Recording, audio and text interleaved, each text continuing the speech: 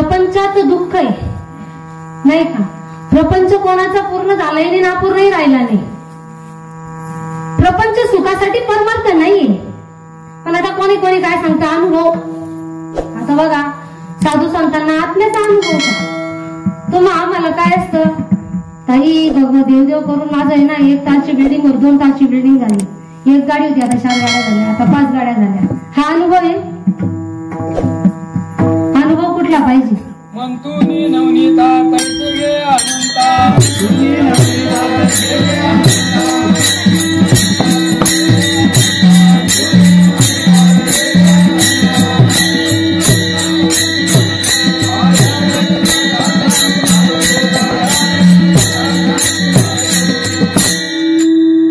त्यासाठी काय सांगितलं मंथन करावं लागतं नाही का.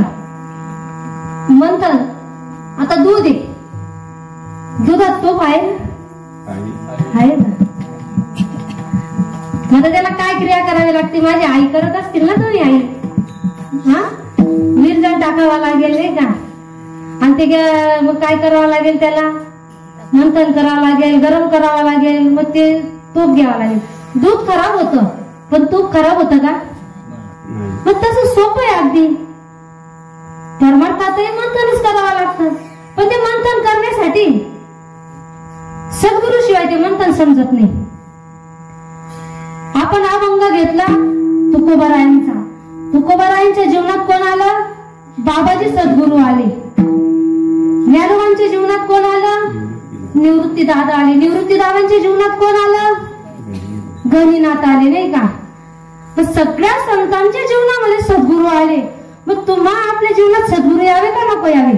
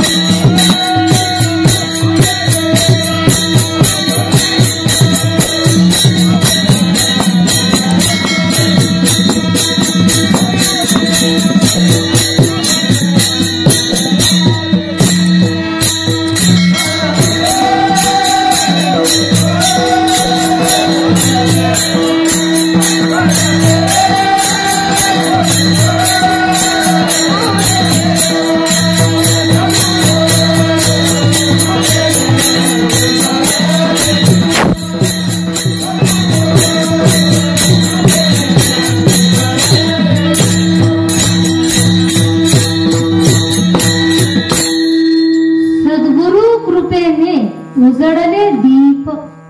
बघा सद्गुरु कृपेशिवाय काहीच नाही काहीच नाही. मग सद्गुरु कारण सद्गुरु पण तसेच पाहिजे ज्यांचे स्वकल्याण झालं असेल तरच ते आपले कल्याण करू शकतील. नाही तर आता गुरुची पण लाट आलेली. असे पायलीचे 15 दमडीचे सोडा.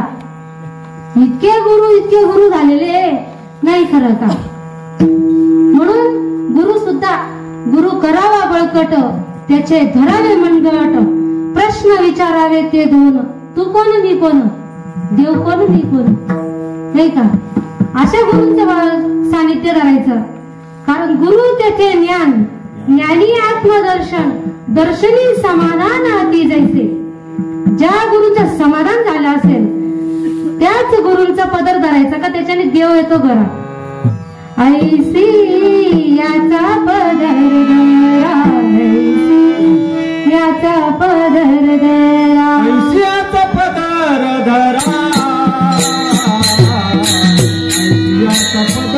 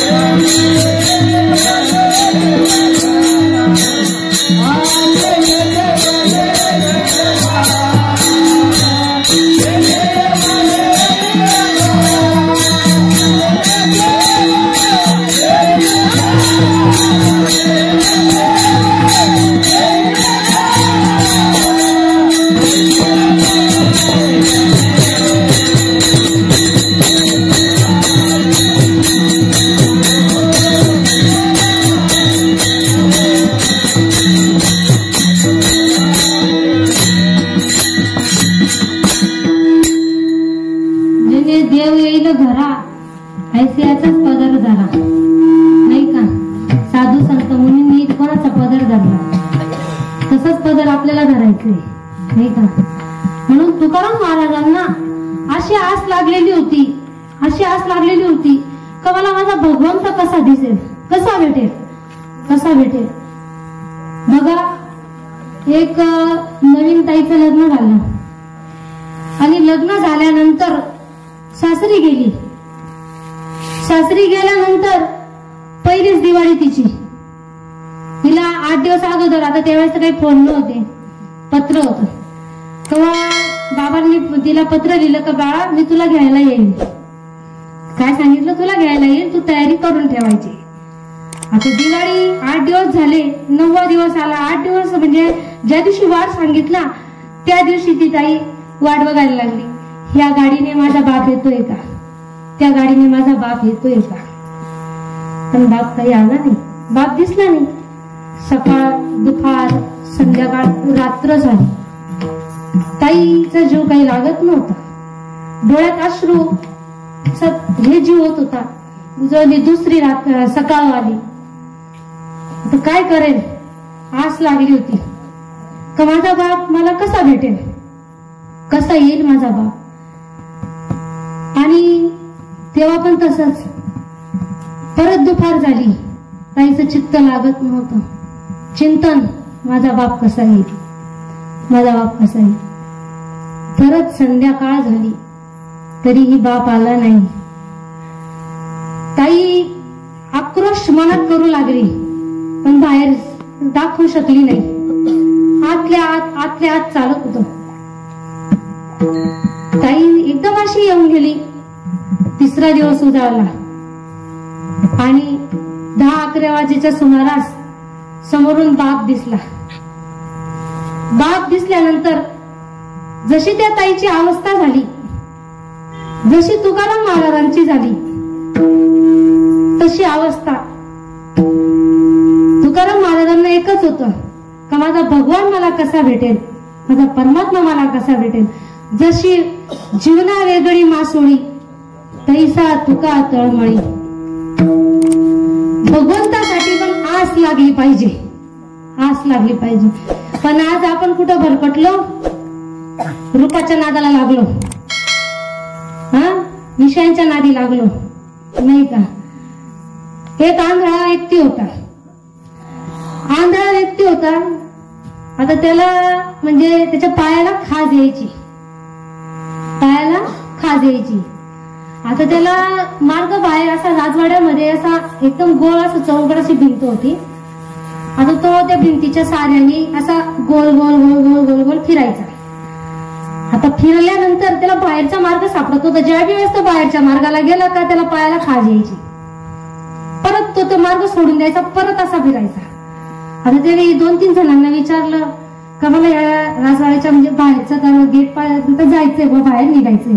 बाबा तुम्ही असं भिंतीला धरून धरून धरून धरून धरून जावा आणि ती शेवटची कमान येईल ना त्याच्या बाहेर तुम्ही जावा.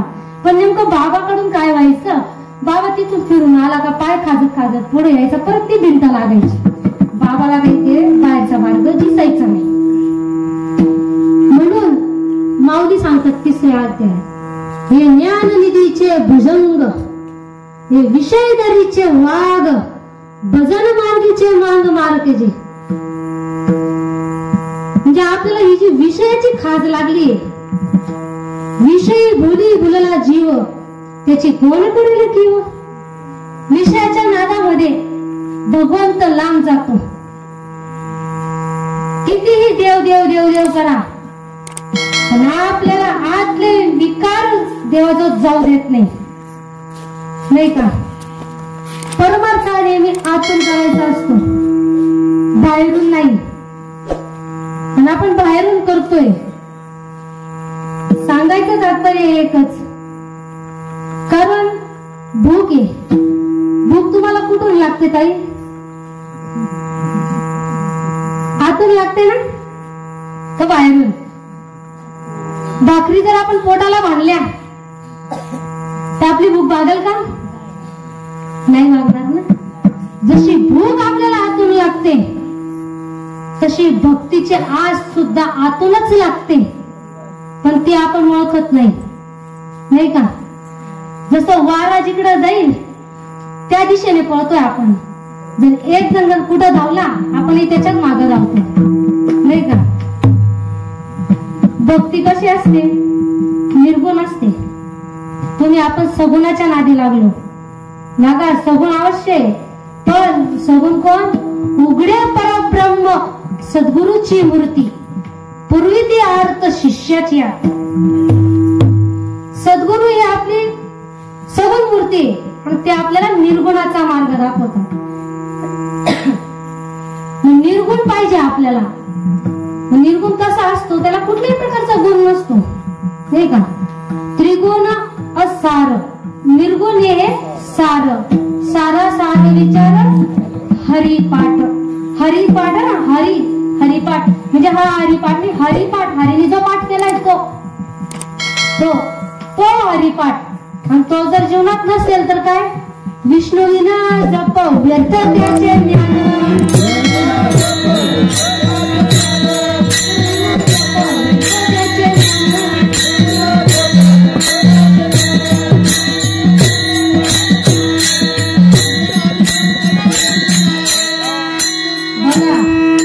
विष्णूचा जप सांगितला. रामकृष्ण ज्याचं मनच नाही, मग त्यांना काय सांगितलं? उपजोनी करंटा लेले अद्वैत वाटा, रामकृष्णी पैठा कैसा होय. माऊली सांगतात या काय झालं? उपजोनी करंटा सांगितलं. इतकं सुंदर नरदेह लादला आपल्याला, हे का? बहुत सुकृती नरदेह लादला भक्तीविना. नाथ बाबा सांगतात. अजून काय सांगतात नाथ बाबा? भक्तीविना पशु कसाशी वाढला, सटवीने नेला कैसा नाही, काय माय गेली होती भूतापासी. अरे मुडा ना, हरी नाही मुकासी, हरिमुखासी नाही. बघा साधू संत सांगून जातात या. साधू संत आता नवीनच फॅड आलेलं होतं. जिकडे तिकडे अशी कथा. माझं कथेशी म्हणणं नाही, कथा करावी, पण कुठली करावी? साधू संतांनी कुठली कथा केली? आज आपल्याला आपल्या दुसरी तिसऱ्या पिढीच्या आजी आजोबा आपल्याला आठवत नाही. साधू संतांच्या नावाच्या कथा इतके लुटमार चालू आहे. या उघड्या बाजारी कथा येतो नावडे पंढरीनाथा. कुठली कथा सांगितली? तुकाराम महाराजांनी कुठली कथा सांगितली? सदा नाम घोष करू हरी कथा, सदा नाम घोष करू हरी कथा, सदा नाम घोष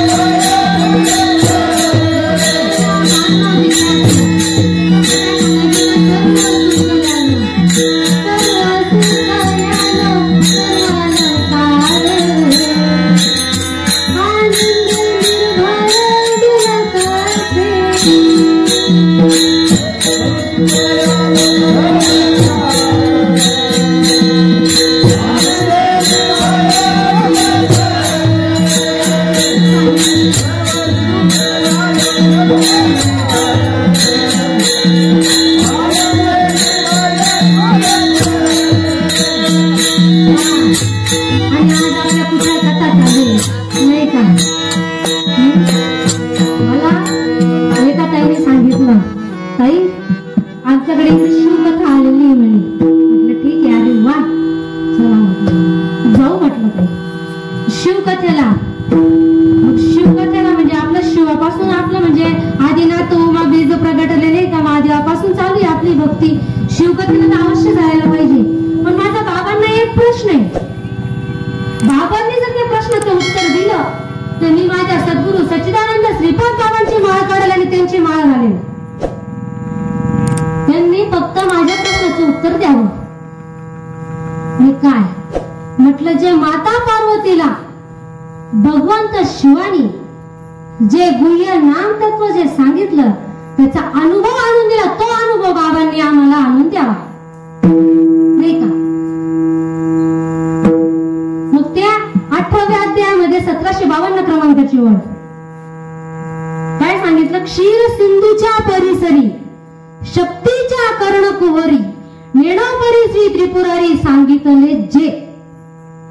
काय शक्तीच्या कानामध्ये जे सांगितलं आदिशक्तीच्या कानात ते आम्हाला पाहिजे. बाबाने काय केलं माहिती का, म्हटलं बाबा मला ते पाहिजे. नाही म्हणत आहे, तुम्हाला माळ घालायची का? म्हटलं हो. त्यांना सांगितलं नाही मी गुरु केला असं, मला माळ घालायची. बाबांनी काय सांगितलं मला माहिती का, ताई म्हणे रामकृष्ण हरी म्हणा, ही माळ घाला. म्हटलं बाबा प्रभू रामचंद्रांना जो अनुभव वसिष्ठाकडून आणून दिला, कशावर आणून दिला ते नाम मला पाहिजे. प्रभू श्रीकृष्णांना संदीपनीने जे नाम दिलं ते मला पाहिजे. मला नाव मंत्र नाही पाहिजे. मंत्र सप्तकोटी आहे पण नाम एकच आहे. एक तत्व नाम दृढ धरी म्हणा, हरीसी करुणा येईल तुझी. नाम सांगितलं, नाव नाही सांगितलं. कारण ज्ञानदेव सांगतात, ज्ञानदेव जिने नामे वीन व्यर्थ रामकृष्ण पंथ क्रमियाला. माझं जीवन जगणं सुद्धा व्यर्थ आहे, माझ्याजवळ नाम नाही ना. कारण रामकृष्ण सुद्धा त्या वाटेने गेले. तुम्ही आपण जायला नको का? सांगा. माझा वाद नव्हता पण बाबांना सांगितलं, बाबा रामकृष्ण हरी हा मंत्र आहे, नाम नाहीये. कारण मंत्राने तुमचं पुण्य जमा होईल, तुमच्या आत्म्याचा उद्धार होणार नाही ताई. आत्म्याच्या उद्धारासाठी नाम आहे. म्हणूनच नाव रूपाचा नाही मिळावं वाचेचा गोंधळ, नाही का. राम केला ब्रह्मज्ञानी वसिष्ठ मुनी तारुकू श्रीकृष्ण सांदीपणी परब्रह्म दावी येले. ते जे परब्रह्म आहे त्यासाठी प्रभू स्वतः वसिष्ठांकडे गेले. हा श्रीकृष्ण भगवंतांनी 36 वर्ष सांदीपनींकडे काय केलं. तुम्ही आपल्याला तो नाम नको पाहिजे का?